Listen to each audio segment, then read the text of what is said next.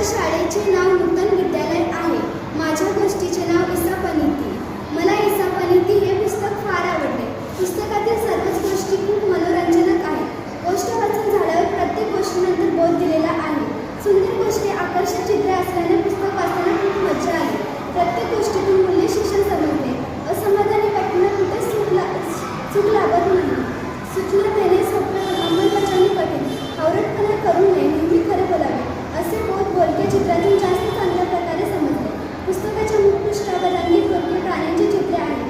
पुस्तकाच्या प्रत्येक पानावर कथेने बोलकी रंगीत आकर्षक चित्र आहेत. अक्षरांचा टाईप मोठा आहे. पुस्तकाच्या मधपृष्ठावर इतर गोष्टींच्या पुस्तकांची नावे चित्रांसहित आहेत. पुस्तकाच्या प्रकाशन व किंमत आहे.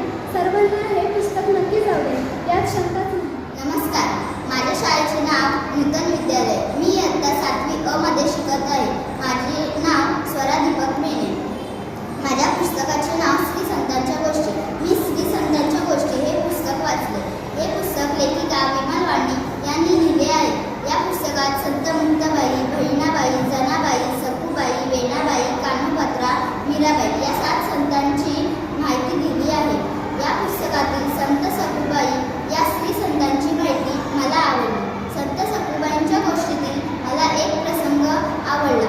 जेव्हा सखूबाईंना त्यांच्या सासूने खोलीत कोंडून बांधून ठेवले होते, तेव्हा आपल्या भक्ताची अशी अवस्था पाहून साक्षात पांडुरंग त्यांच्या मदतीसाठी आले होते. या पुस्तकाच्या मुखपृष्ठावर अनेक श्री संतांची व विठ्ठलाचे चित्र आहे.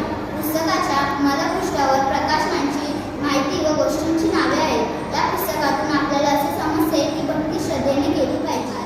माझ्या शाळेचे नाव नूतन विद्यालय. मी इयत्ता 7वी अ मध्ये शिकते.